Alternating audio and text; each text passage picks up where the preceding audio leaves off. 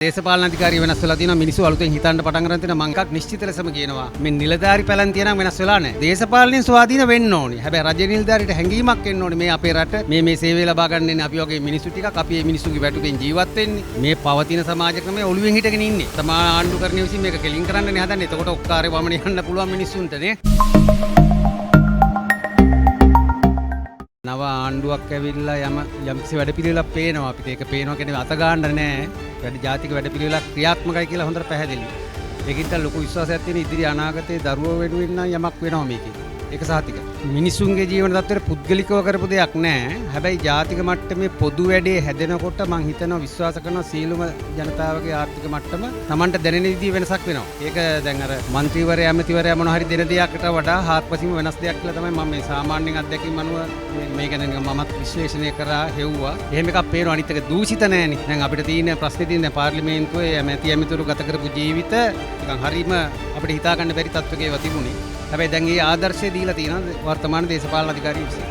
ඒ ආදර්ශයම තමයි ආපහු නැවත පෙරලා අපේ ආර්ථික මට්ටම හදන්න පහසු වෙන්නේ කියලා මට හිතෙනවා. දේශපාලන අධිකාරිය වෙනස් වෙලා තියෙනවා මිනිස්සු අලුතෙන් හිතන්න පටන් ගන්න තියෙනවා මම එකක් නිශ්චිත ලෙසම කියනවා. මේ නිලධාරි පැලැන්තිය නම් වෙනස් වෙලා නැහැ. දැන් දේශපාලන අධිකාරිය දක්ෂ වෙන්න ඕනේ මෙන්න මේ නිලධාරි යන්ත්‍රණය. එහෙම නැත්නම් මේ පරිපාලන ව්‍යුහය වෙනස් කරගන්න ඒකේ පීඩාව තවම තියෙනවා. ඒකේ පීඩාව තියෙනවා. ග්‍රාමසේවක මාත්‍ය හම්බෙන්න ගියාම ප්‍රාදේශීය ලේකම්යකට ගියාම අර තියෙන රස්තියාදු ඒ විදිහටම තියෙනවා. හැබැයි දැන් දේශපාලන අධිකාරිය මේකට අත තියා ඉන්නේ නැතුව ඒව ස්වාධීන වෙලා ඒගොල්ලන්ට හිතන්න පොලිස් ස්ථානය කියලා පොලිසිය ඒ විදිහම තමයි. සිම මේක මානසිකකමක් පේන්නේ නැහැ. ඒගොල්ලෝ අහුවිච්ච කෙනාට දඩයම් කරන එක, අහුවිච්ච කෙනාගෙන් ගන්න එක. ඒ වගේ දේවල් වෙනවා. ඒක අපිට සාක්ෂිය තුල දෙන්නත් පුළුවන්. හැබැයි ඉතින් අපි විශ්වාස කරනවා ඉදිරි අවුරුදු 5 ඇතුළත ජාතික ජනබලක දැන් ආණ්ඩුවේ තියෙන ඒගොල්ලන්ගේනේ. ඒතකොට ඒගොල්ලෝ මෙන්න මේ නිලධාරීන්ට මේ වෙනස කරන්න දායක වුනේ නැත්නම් වෙන ඉතිහාස අත්දැකීම් වලට යන්න වෙයි. කියන්නේ මේක දැන් අර ජාතික මට්ටමේ දේශපාලඥයෝ මොනවා කරත් නිලධාරී අරන් තිනේ දැන් අපි දේශපාලනයේ නිලධාරීන්ගෙන් ඈත් කරාම ඒවා ස්වාධීන කරාම ආයතන හැබැයි අර හිටපු කෙනාමනේ ඉන්නේ. උදාහරණයකට පොලිසිය ස්ථානාධිපතිවරු වැඩ කරන්නේ අර විදිහම තමයි. හරියට රද්දල ගතියක් නේ තේජවන්ත ගතිය හොරාටත් එකයි පැමිණිල්ල දාන්න යන කෙනාටත් එකයි. ඉතින් අපි බලාපොරොත්තු වෙනවා ඒක. ප්‍රාදේශීය ලේකම්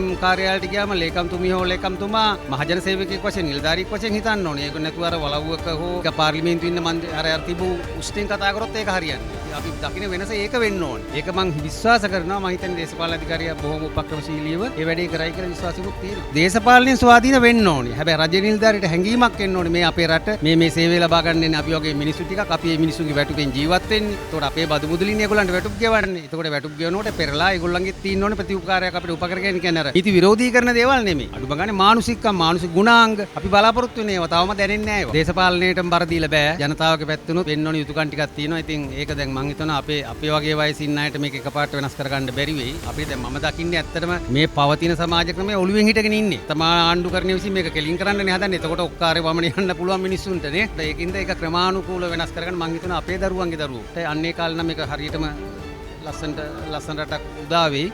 මං ඉන්න ප්‍රදේශයේ කොලේ බඩු විකුණන එක ඉටි කොලේ දාලා ඒක වෙනස් කරන්න හදනකොට ඒකට මිනිස්සු විරුද්ධයි. අය අර ගතානුගතික ක්‍රමයක් තියෙනවා නේ. පාර යන කෙනාගේ ඇඟේ වදින ගානට වෙලඳාම් කරගන්නවා. ඉතින් අපි දැන් අන්නේ සංකල්ප ආකල්ප ඔක්කොම වෙනස් වුණාම මේක රට ලස්සනයි.